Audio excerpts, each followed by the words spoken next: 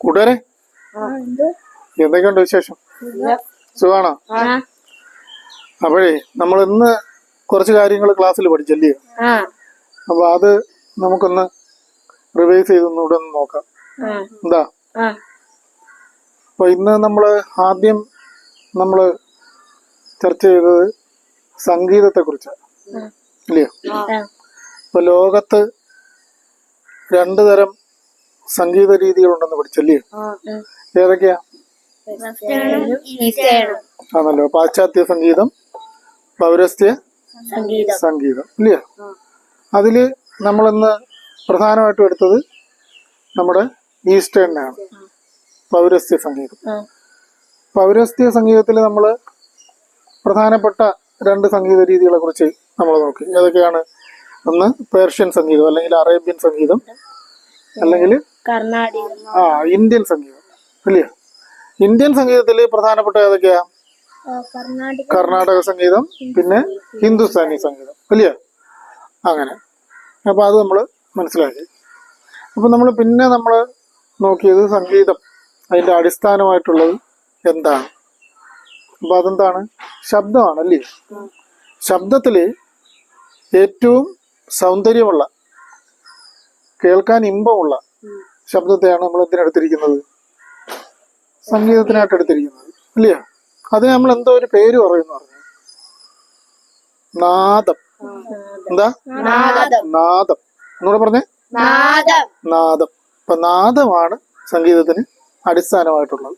മനസ്സിലായല്ലോ?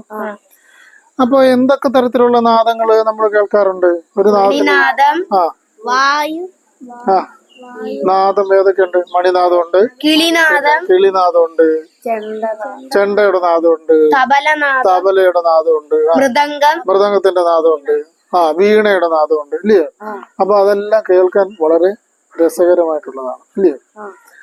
അപ്പൊ നമുക്ക് വ്യത്യസ്തങ്ങളായിട്ടുള്ള ഉപകരണങ്ങളെ കുറിച്ചാണ് നമ്മൾ പറഞ്ഞത്, ഇല്ലയോ? വീണയെ പറ്റി പറഞ്ഞു, ഓടക്കുഴലിനെ പറ്റി പറഞ്ഞു, പിന്നെ നമ്മുടെ തന്നെ ശബ്ദത്തെ കുറിച്ച് പറഞ്ഞു, ഇല്ലയോ? പിന്നെ മൃദംഗത്തെ പറ്റി പറഞ്ഞു. കണ്ടോ? അപ്പോ ഈ ശബ്ദങ്ങളെല്ലാം ഉണ്ടാവുന്ന സ്ഥലത്തെ അടിസ്ഥാനപ്പെടുത്തിക്കൊണ്ട് ഇതിനെ ഒരു 5 വിഭാഗമായിട്ട് തിരിച്ചിട്ടുണ്ട്. 5 വിഭാഗമായിട്ട് തിരിച്ചിട്ടുണ്ട്. അപ്പൊ ഒന്നാമത്തെന്ന് പറഞ്ഞാല്, നമ്മൾ ചില ഇൻസ്ട്രുമെന്റുകൾ എടുത്തു കഴിഞ്ഞാല് നമ്മൾ ഒന്നുകിൽ ആ ഇൻസ്ട്രുമെന്റ് വായിക്കുന്ന ആള് നഖം ഇങ്ങനെ നീട്ടി വളർത്തുക. മനസ്സിലായോ? നഖം. അല്ലെങ്കിൽ ചിലപ്പോ നമ്മള് ഈ നഖം പോലുള്ള എന്തെങ്കിലും ഉപകരണങ്ങൾ, ഇപ്പൊ ഉദാഹരണത്തിന് സ്ട്രൈക്കർ എന്നൊക്കെ പറയും, അത് വെച്ചിട്ട് വായിക്കും. മനസ്സിലാവുന്നുണ്ടോ? അപ്പോ നഖം കൊണ്ട് തട്ടിയെങ്കിൽ മാത്രമേ ആ വാദ്യം കേൾക്കൂ. അങ്ങനെ ഒരു ചെറിയ വാദ്യമാണ് നമ്മുടെ കയ്യിൽ ഇരിക്കുന്നത്, ഏക്താര.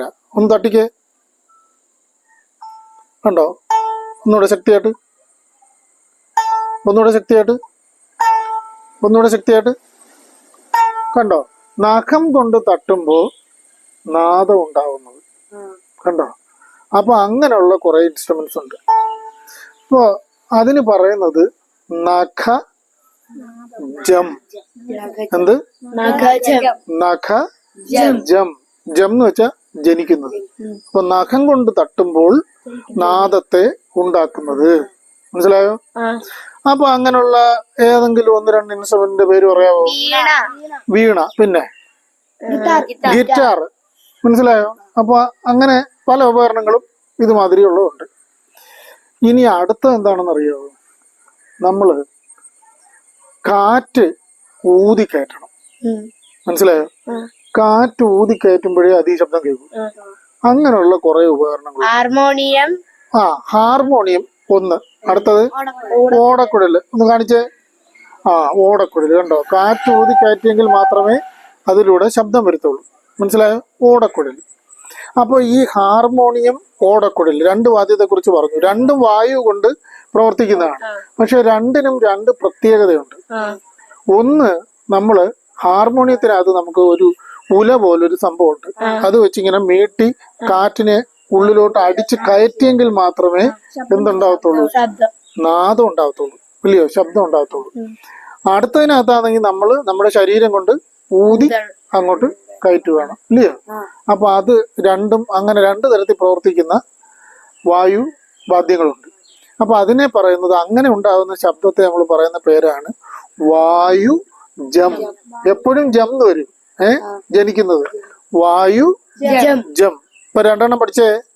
ഒന്നാമത്തത് നഖ ജം, അടുത്തത് വായു ജം. ഇനി നമ്മൾ ചില ഉപകരണങ്ങൾ എടുത്തു കഴിഞ്ഞാല് അത് ഏതെങ്കിലും മൃഗത്തിന്റെ തോല് കൊണ്ടുണ്ടാക്കിയിരിക്കും. മനസ്സിലായോ? ഏതെങ്കിലും മൃഗത്തിന്റെ തോല് കൊണ്ടുണ്ടാക്കിയിരിക്കുന്നതായിരിക്കും. അപ്പോ ആടിന്റെ തോലാവാം, ഉടുമ്പിന്റെ തോലാവാം, പശുവിന്റെ തോലാവാം, എരുമയുടെ തോലാവാം, ഇങ്ങനെ പലതരത്തിലുള്ള തോലുകൾ.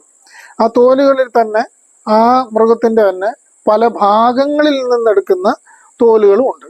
അത് കാരണം നാദ വ്യത്യാസം വരുന്നതിന് വേണ്ടിയിട്ടാണ് അങ്ങനെ എടുക്കുന്നത്. അപ്പൊ അങ്ങനെ തോല് കൊണ്ടുണ്ടാക്കിയിട്ടുള്ള ഏതെങ്കിലും വാദ്യത്തിന്റെ പേര് പറയാമോ? മൃദംഗം, താമ്പോലം, ഉടുക്ക്. കണ്ടോ, അങ്ങനെ അങ്ങ് പോവും, വലിയ. അപ്പൊ അങ്ങനെയുള്ള വാദ്യങ്ങൾ, അത് ദാണ്ട ഒരു ചർമ്മം കൊണ്ടുള്ള ഒരു വാദ്യമാണ് ഗഞ്ചിറ എന്നാണ് അതിന്റെ പേര്. കാണിച്ചേ. മുകളിലോട്ടൊന്ന് ഉയർത്തിക്കേ. കണ്ടോ, ആ ചർമ്മമാണ്, ആടിന്റെ തോലാണ് അതിനകത്ത് ഇട്ടിരിക്കുന്നത്. കണ്ടോ, അപ്പൊ ചർമ്മത്തിൽ നിന്നും ജനിക്കുന്ന നാദം. അപ്പൊ അതിന് പറയുന്ന പേരാണ് ചർമ്മ ജം. എപ്പോഴും ജം ഉണ്ട്, ചർമ്മ ജം. അപ്പം ഒന്നാമത്തത് നഖജം, രണ്ടാമത്തത് വായുജം, മൂന്നാമത്തത് ചർമ്മജം. കണ്ടോ, ഇനി വേറൊന്നുണ്ട്. ഇപ്പൊ 3 ആയേ. ഇനി അടുത്തതാണ്, നമ്മൾ ചില ലോഹങ്ങളെ തമ്മില് കൂട്ടിത്തട്ടിയാൽ മനോഹരമായിട്ടുള്ള ശബ്ദം കേൾക്കും. നമുക്ക് താളമിടാനൊക്കെ ഉപയോഗിക്കുന്ന ചില കാര്യങ്ങളുണ്ട്. ചില ലോഹങ്ങളെ തമ്മിൽ കൂട്ടിത്തട്ടി കഴിഞ്ഞാൽ, ഒരെണ്ണത്തിന്റെ പേര് പറയാമോ? കൈമണി. കണ്ടോ, കൈമണിയുണ്ട്, ജാലറയുണ്ട്, പിന്നെ നമ്മളെ ടാമ്പോറിനുണ്ട്. എന്തുണ്ട്? ടാമ്പോറിൻ. അപ്പൊ ഇതിനകത്ത് കിലുക്ക് മാതിരി വെച്ചിരിക്കുന്നുണ്ടില്ലേ, ഗഞ്ചിറ മാതിരി ഉള്ളതിനകത്ത്, അത് ടാമ്പോറിൻ. ഇങ്ങനെ ഉള്ള ഉപകരണങ്ങൾ. കൈമണി ഒന്ന് കാണിച്ചു കൊടുത്തേ. കൈമണി കണ്ടോ, ശബ്ദം ഉണ്ടാവുന്നുണ്ടോ? അപ്പൊ നാദമാണ് ഉണ്ടാവുന്നില്ലേ, കേൾക്കാൻ നല്ല രസമുണ്ട്.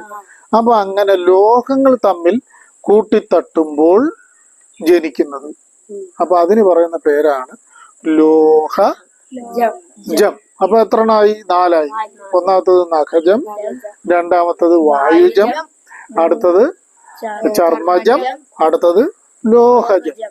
ഇനി അടുത്തതാണ് നമ്മുടെ സ്വന്തം ശരീരത്തിൽ നിന്ന് തന്നെ ഉണ്ടാവുന്നത്.